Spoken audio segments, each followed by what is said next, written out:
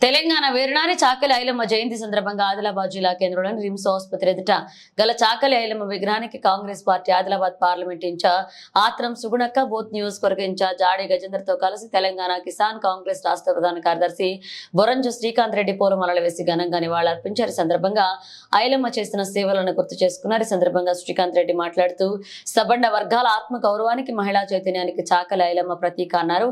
భూమి కోసం భుక్తి కోసం వెట్టి చాకరి విముక్తి కోసం పోరాడి తెలంగాణ ప్రజల తెగువను పోరాట స్ఫూర్తిని ప్రపంచానికి చాటి చెప్పిన ఆమె తెలంగాణ ప్రజలందరికీ ఆదర్శమని వారి ఆశయ సాధనకు ప్రతి ఒక్కరూ కృషి చేయాలని పిలుపునిచ్చారు. ఈ కార్యక్రమంలో యువజన జిల్లా అధ్యక్షులు సాయి చరణ్ గౌడ్, పట్టణ అధ్యక్షులు గుడిపల్లి నగేష్, ఎస్టీచెల్ చైర్మన్ సిద్మకి ఆనందరావు, మావల మండల అధ్యక్షులు ధర్మపురి చంద్రశేఖర్, సురేష్, నలిమేల నవీన్ రెడ్డి, రహీం ఖాన్, నాగరాజు, గౌతమ్, కృష్ణారెడ్డి పాల్గొన్నారు.